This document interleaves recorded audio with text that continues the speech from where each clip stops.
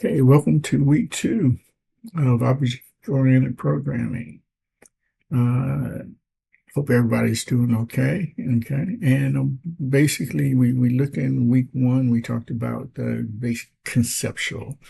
I really didn't get into anything deep other than definitions. So we explored that, why objects matter, how abstraction frames our thinking, how real world modeling translates into code. Okay, so those were the key things. This week, we're going to shift. We're going to shift from concepts to construction. We'll learn how to actually build classes, create objects, shield data, and design behavior in Java. By the end of this lecture, you will be able to, or my expectations is that you will be able to be fully equipped. I mean, you're ready. From these particular basics, you have the foundation needed for what you will need for the rest of the 7 weeks, the remaining part of the 7 weeks semester.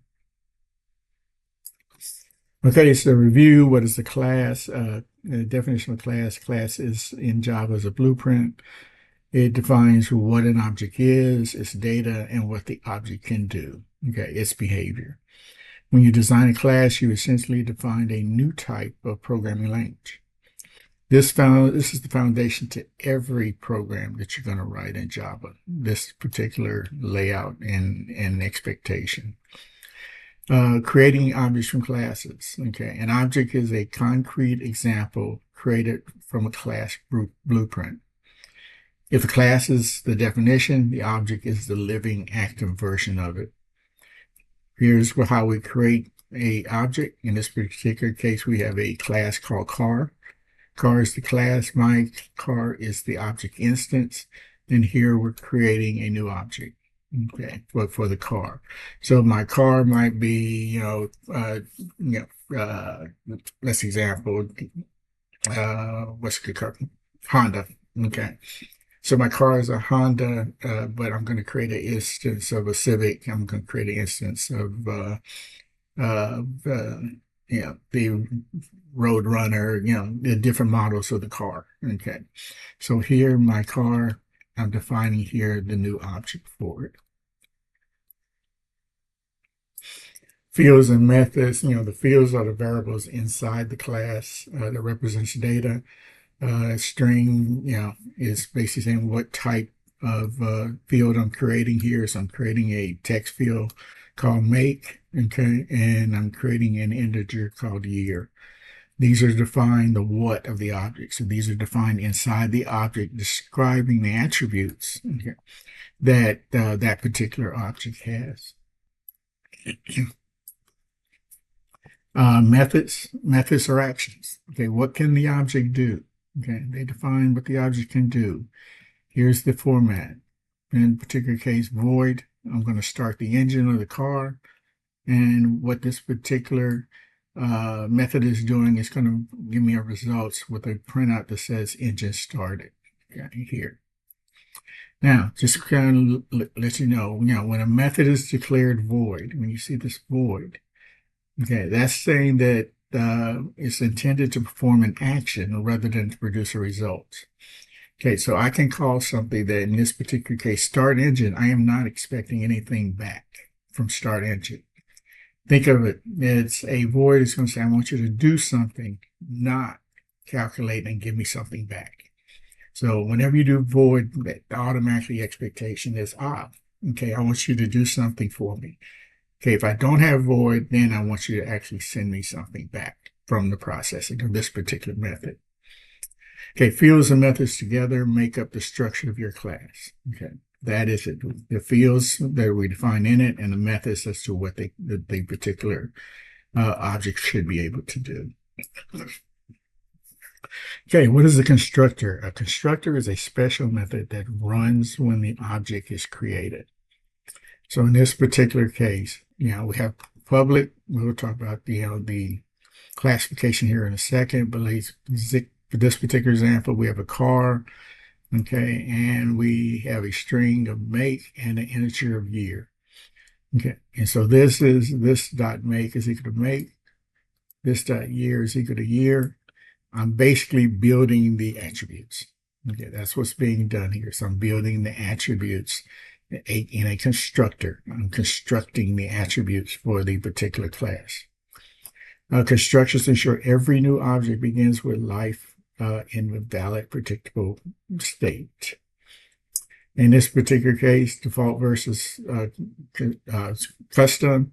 If you don't write a constructor, you don't physically do this, okay, then the Java will create one for you. Once you define your own constructors for your particular attributes, then this method, Java basically gets rid of its temporary defined constructor object and constructor, and then replaces it with what you actually provided. Okay, access modifiers and encapsulation. Access modifiers overview. I mean, Java gives several methods, but the most common are something is public, something is private, something is protected. Okay, public, accessible from anywhere. Okay, I can have method that does a print and method that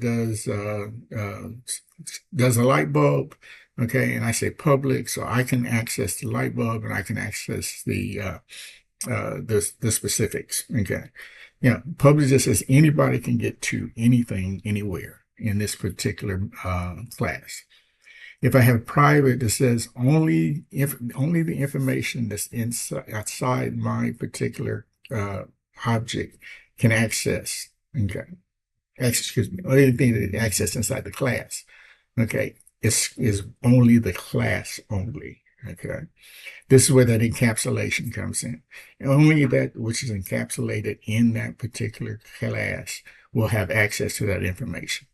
So in this particular case, if I defined here a make and a year, and I put in that particular class, I said that this class was private. Nothing outside of that class can access the make and the year. Okay, that's what we're saying here. So that's when we're private. Only inside the class can I access it. Protected, accessible in subclasses. Okay.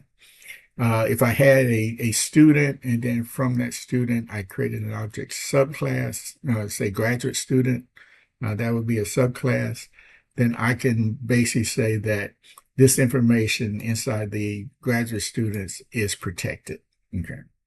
Okay, so I can basically not have to do all of them. Okay, this is I'm doing public says is all of them. Private says public says all of them can get to it. Private says no one can get to it. Protected says only some people can get to it. Okay, so the three levels: public, private, and protected.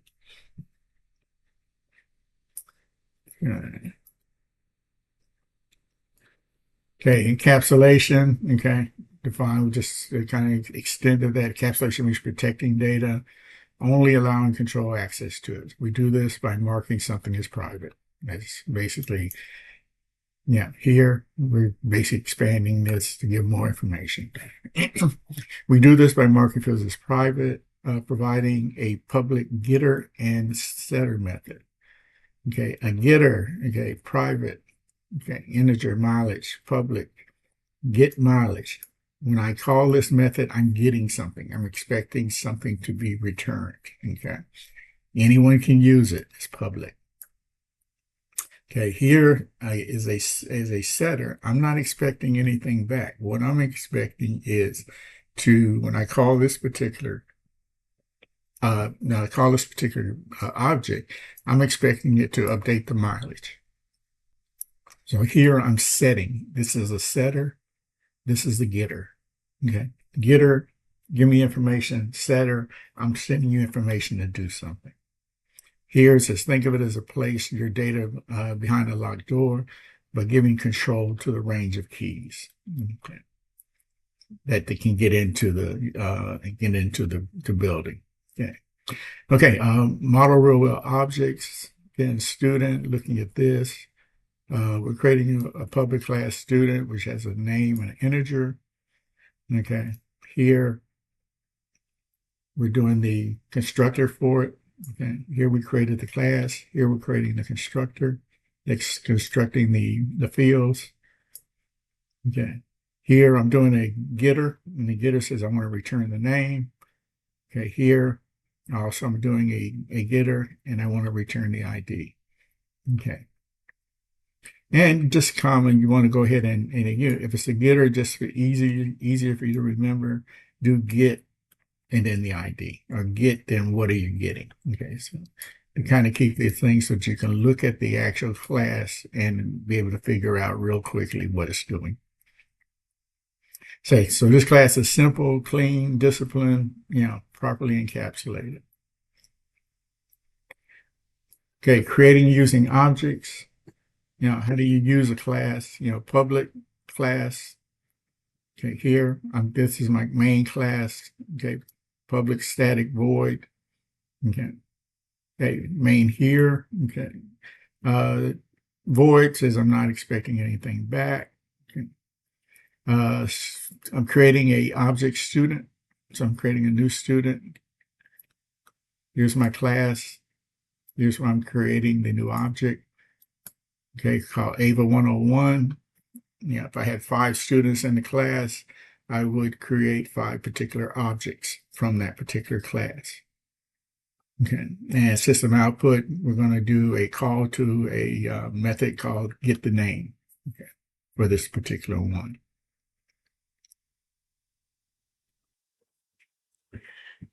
Okay, so we're here in terms of creating objects, public class main. This particular one, again, we're creating a new student. So this is the basic concept here.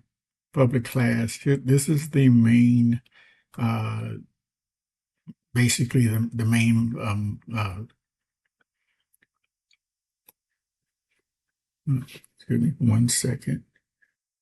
Okay, sorry for that. This is the main method. Okay, talk about the main method. Everything that we do in Java is going to be inside the main. So that's your basic structure of the program is coming from main.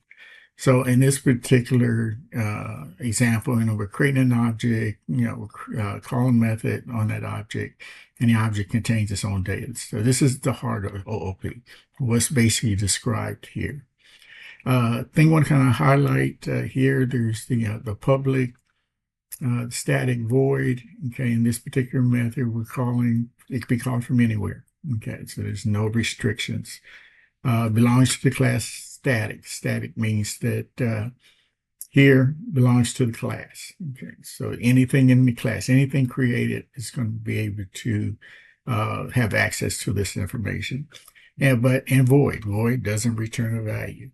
Okay, now we're going to be getting into the specifics again when we start writing programs. And again, what's going to happen? I'll tell you now that what's going to happen is you're going to write some code, you're going to get an error, and you're going to need to figure out what the error is. Okay, that's the crux of programming.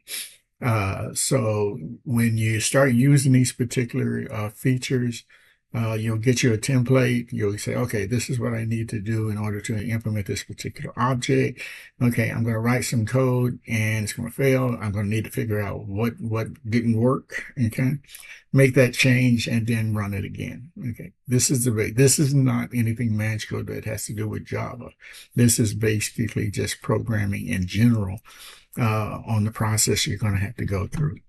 So again, you're going to be the expectation you'll be becoming familiar with, in this particular case, how to implement or how to have classes create objects, and how do we implement those objects and call those objects within the Java scope of processing.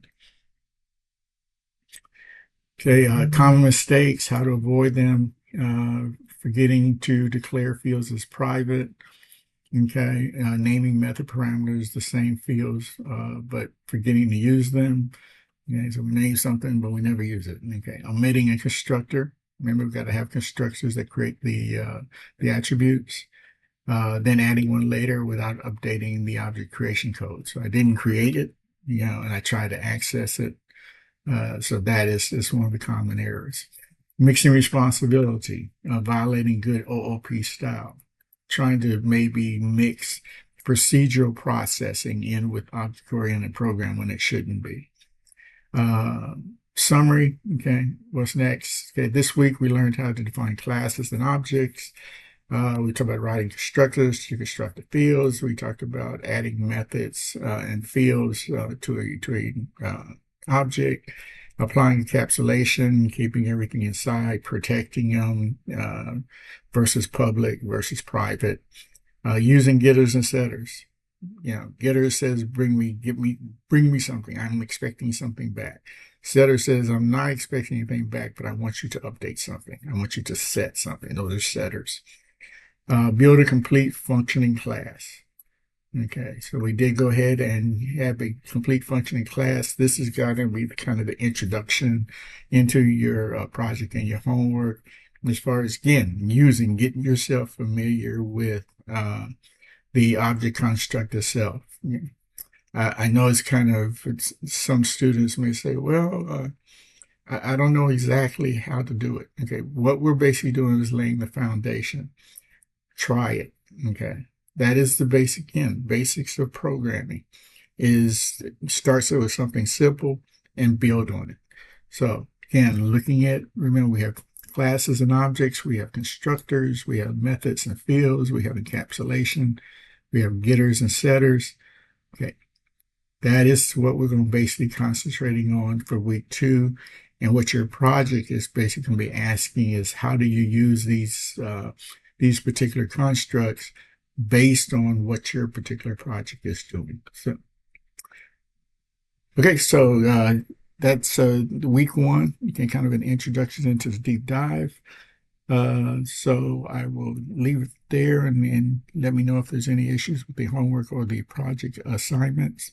Again, all the project assignments specifications are out there in the resources area. So we'll leave it here. We'll see you again in week 3. Any questions at all, period. Okay. Text me, email me. If we need to set up a call or a Zoom, we can do that. Okay. Okay. Thank you, everyone. We'll see you in week 3. Thanks a lot.